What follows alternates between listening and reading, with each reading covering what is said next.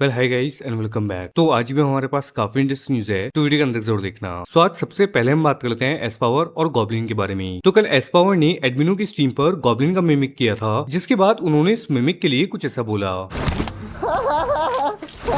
क्या है भाई यार, पावर भाई।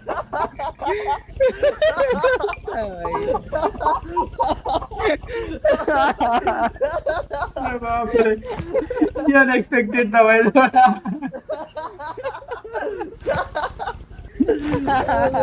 भाई ये ना भाई मैं एक चीज बोल रहा हूँ भाई, हम लोग मस्ती मजाक करते हैं, हम लोग हंसते हैं, खासकर गॉब्लिन को ट्रोल नहीं कर रहे हम लोग।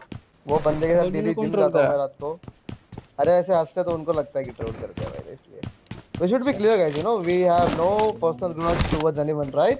तो इसमें क्या हो गया भाई अगर मैं ट्रोल कर रहा हूँ तो वेल अब हम बात कर लेते हैं एक क्वेश्चन के बारे में, जो कि जॉनथन से काफी ज्यादा पूछा जाता है। दैट इज वो बीजीएमआई के सबसे सक्सेसफुल प्लेयर हैं, तो क्यों वो ई स्पोर्ट्स खेल रहे हैं जबकि ई स्पोर्ट्स प्लेयर्स को काफी ग्राइंड करना होता है। तो जॉनथन फाइनली इस पर रिस्पॉन्ड करते हैं दैट क्यों वो अभी भी ई स्पोर्ट्स में है। एज अ टीम ओनर जब आप खेलते हैं और इससे पहले जब आप खेलते थे, कुछ फर्क होता है, कुछ एक्स्ट्रा प्रेशर आपको लगता है कि आता है उस पोस्ट का, या फिर आपको लगता है कि नहीं अब तो प्रेशर इम्बाइब करना आ चुका है? नहीं, to be honest like owner मत बोलो, हम जस्ट एन नॉर्मल प्लेयर। वो मुझे सही है, सब कुछ तो है ही आपके पास, फिर आप क्यों अभी भी कम्पिटिटिव ई स्पोर्ट्स में? What is Jonathan trying to achieve here? just the love for the game, just enjoying myself out there, and वही कि just like few dreams left to achieve, so if I achieve that then yeah, you know what's gonna happen. वही यार तो obviously यार हर एक like Indian का dream होता है कि इंडिया को बाहर जाके रिप्रेजेंट करना, and I am that boy जिसका अभी वो ड्रीम है कि बाद में, अभी नहीं, like I don't know कब आएगा time, I'm just working hard, जो भी है just giving my best, and जब भी मुझे मौका मिले I'm like just gonna grab it. Well now बात करते हैं अमित के बारे में। तो वो रिएक्ट करते हैं डिवाइन गेमिंग के परफॉर्मेंस पर। As a previously Divine gaming K9 में थी, तो उनका परफॉर्मेंस डाउन था,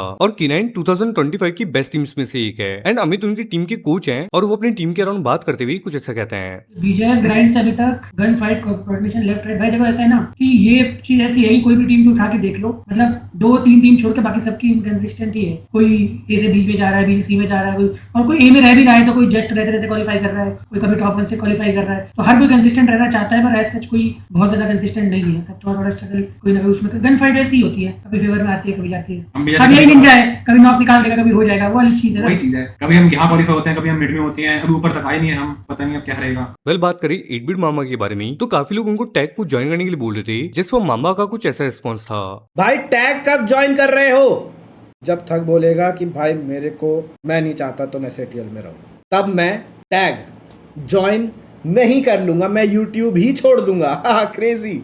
वेल नाउ फिर से बात कर लेते हैं जॉनथन के बारे में। तो वो अपने पेरेंट्स के अराउंड बात करते हुए दिख जाते हैं दैट उनके पेरेंट्स का ई स्पोर्ट्स में कैसे सपोर्ट है। वेल एग्जैक्टली उनकी कुछ ऐसी वर्डिंग्स थी। मेरे इस जर्नी में मेरे पेरेंट्स का बहुत बड़ा हाथ है, to be honest. For example being very supportive थे, वैसे कि यार पढ़ाई भी होना चाहिए और गेमिंग भी, एंड वो अभी भी सबको वही है कि यार पढ़ाई भी होना चाहिए, गेमिंग भी करो if you are trying to become a gamer. To be honest मेरे डैड और मॉम इतने इनटू है टूर्नामेंट्स के, हर एक मैचेस बैठ के देखते कि यार क्या चल रहा है, कि मेरा बेटा क्या कर रहा है, एंड वो दिखती है मुझे कि यार let's go, let's do it, and वो they just give me a pump कि every time जब भी when I feel low या जो भी हो जाए, so they are the ones to be with me कि यार कर लेंगे, कोई दिक्कत नहीं, अभी आज का दिन खराब गया, we'll do it tomorrow, and just remember who you are, Jonathan. So now talking about Neo, तो अगर तो आप लोगों ने कल का वीडियो देखा होगा, तो कल जीगॉड ने बोला था दैट वो कुछ बड़ा प्लान कर रहे हैं। तो इसके अराउंड नियो बात करते हुए कुछ ऐसा कहते हैं। मैंने बोला कुछ प्लान्स हैं, वो कुछ प्लान्स मैं बताने नहीं वाला, बट आपको पता चल जाएंगे थोड़े दिनों में। एक आ गया ना, कुछ बहुत बड़ा प्लान कर रहे हैं मैम, मैं बता रहा हूँ चैट। ये ना मेरे को लग रहा है ये बहुत बड़ा कुछ प्लान कर रहा है गॉड। या तो गॉड संजय लीला भंसाली की मूवी बना रहा है, या तो गॉड कुछ इतना बड़ा प्लान कर रहा है ना जिससे कम्युनिटी हिल जाएगी। मेरे को लग रहा है हाईली सस्पिशियस, जिस हिसाब से इसकी प्लानिंग चल रही है ये बॉम्ब फाड़ने वाला है। सो अब हम बात कर लेते हैं स्काउट के बारे में। तो जैसे कि उनकी नियो और घातक के साथ प्रीवियसली कंट्रोवर्सी हो चुकी है, बट देन करंटली वो साथ में है। तो इस पर बात करते हुए वो कुछ ऐसा कहते हैं। डेडली ट्रायो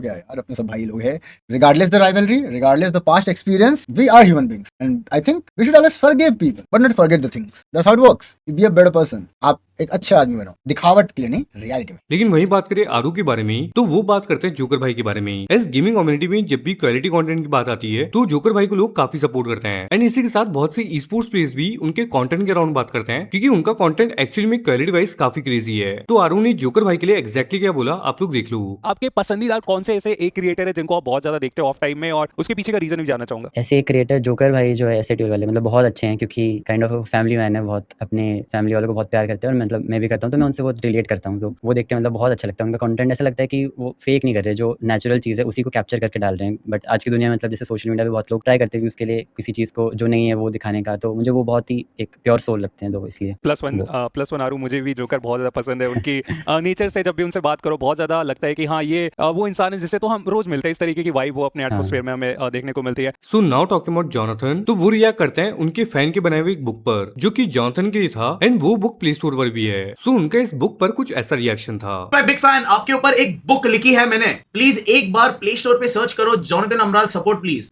बुक लिख रहे हो बे, वो भी इस नूब पे। कौन सी क्या लिख दिया वो बुक में आपने, मुझे ये जानना है भाई। सच में लिखे हो क्या बुक लिखी है क्या भाई? मेरे को एक बार चेक करे दो, क्या सर्च करना है? जॉनथन अमराल। हट साला, मैंने रॉन्ग सर्च कर रहा हूँ भाई। जिंदा आदमी पे बुक लिख दी मतलब भाई मार डालोगे क्या भाई? सो जॉनथन की बात हो ही रही है, तो बात करते हैं गेमर फ्रीड के बारे में। सो मे बी आप लोगों ने कुछ दिनों पहले देखा होगा, गेमर फ्रीड अपनी लाइव स्ट्रीम को छोड़कर अपने गेमिंग रूम से बाहर चले गए थे, जिसके बाद काफी लोगों को लगा कुछ सीरियस इंसिडेंट हुआ था। बट देन करंटली ये रिवील हो चुका है कि वो बस एक पब्लिसिटी स्टंट था, एक प्रमोशन के लिए। तो उसी से रिलेटेड जॉनी का भी वीडियो आप लोग देख लो।